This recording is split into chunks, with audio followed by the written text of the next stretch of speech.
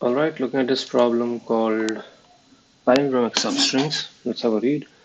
Given a string S, written the number of palindromic substrings in it. A string is a palindrome when it reads the same backward as forward. A substring is a contiguous sequence of characters within the string. All right. So for A, B, C, each individual single letter A, B, and C is a palindrome, and the length is 3. For A, it's considering 6. So each unique position of A is being considered as a different palindromic substring. So it's not just the value, but the actual position also that matters. So for in this case, A, and these two A and first two and the last two A contribute to two different palindromes, and then overall A is a big palindrome. All right, let's come to a whiteboard.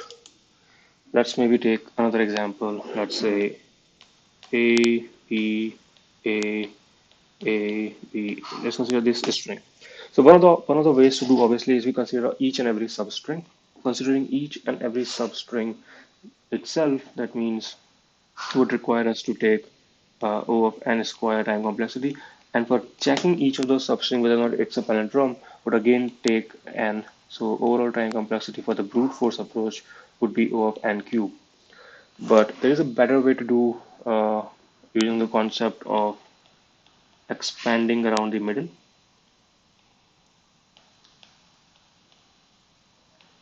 using which we can avoid some of the work. What that would mean is from every node, from every point, we will consider that guy to be from that point onwards. We'll expand in both the directions and find how many different palindromes we can find.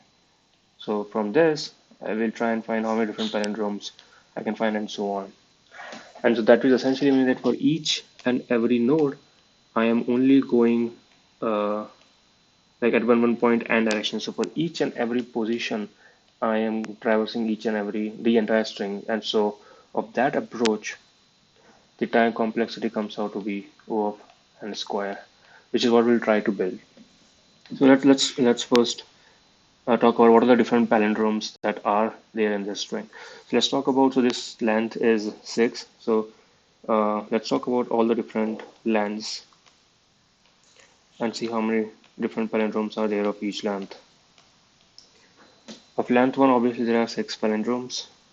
Of length 2, there is this AA, so there is one palindrome. Of length 3, well, there is this ABA, there is also this ABA, so there are two palindromes of that kind.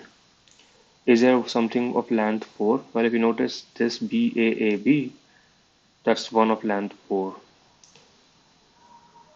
Okay, is there something of length 5? I don't find any, so no. Of length 6, well, if you look at the entire thing, it's also a palindrome, so yes, so 1. So total, if you look at it, you get 11 palindromes.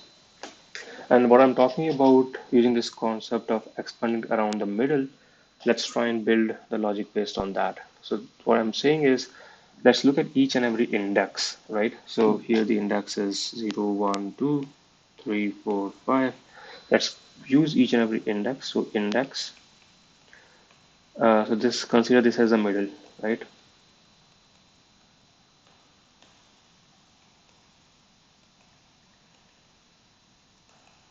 And expand around that. So for each index, you can imagine the palindrome can be of two kinds, right? It can be an odd length palindrome or it can be an even length palindrome. So let's look at each and every index. So index starts from 0, 1, 2, 3, 4, 5. All right.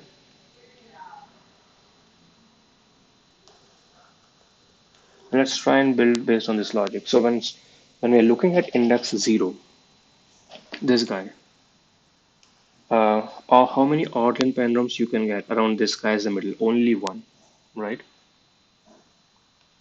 Any even length palindrome. So for even length, we'll consider this guy and shift like that, right? And here obviously there is no match, so then we call it as 0. So there is no even length palindromes. For index equals to 1, if you notice, well, if you expand around the middle, you will find one match, and then the string sort of at this point becomes like we get the end.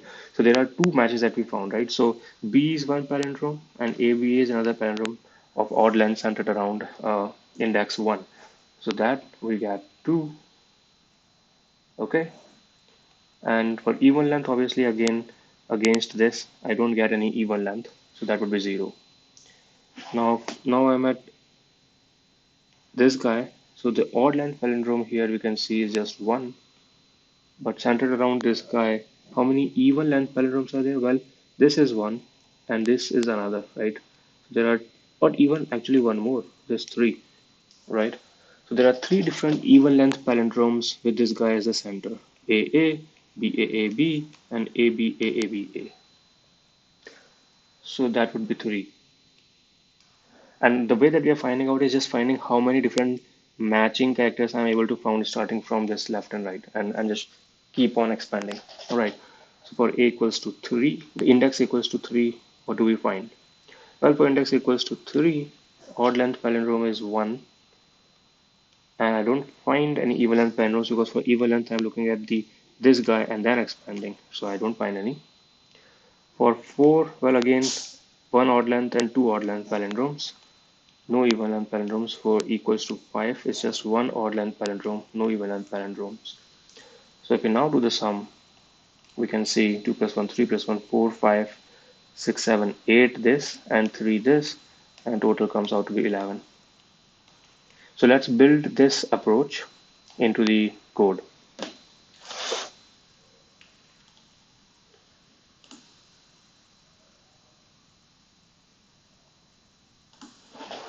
So essentially what we're saying is we're maintaining the count. We want to return total count. So let's say count equals to 0, and we return the count at the end. We are going through expand around the middle, so we go through each and every index. So int I equals to 0, I is less than s dot length, I plus plus. And then we do uh, odd length. First, we want to find all the odd length palindromes with I as middle, right? So what we can, that is how many match we can get. Let's call some helper function called count matching chars, and this is a string, and from I like from this is my left, this will be right. I will keep on expanding, like left will go further towards left, right will go further towards right, and this will be my odd length palindromes. Number of matches I get are the number of palindromes that I can get. I'm keeping I and I so that I at least get one match, because each single digit itself is each single character is a palindrome. For even length palindromes, I'm doing count plus equals to count matching chars as I, and I'll do I plus 1, right? If these two guys match, and subsequently if I get further matching chars, then all of those would become even length palindromes, and that's all. Now let's build this count matching chars functionality. So I'm doing int count matching chars. Let's take the string as take lnr, and let's define some count here, and that is what we will return. So we have to have some condition, which is our L should not go beyond 0, right? So L should be greater than or equals to 0, and R should not go beyond the end of the string. So R should be less than s dot length. And while that is happening, if our s dot caret L is equals to s dot caret R, we get a match. That means we increment the count, we shift the L and R, and if that doesn't happen, well, then we just return the current count. Yeah, and that's the logic. And clearly we can see, so this is one loop, and within this loop we are calling this which is another loop. So total time complexity is of n squared. Let's run. It gets accepted. Let's submit.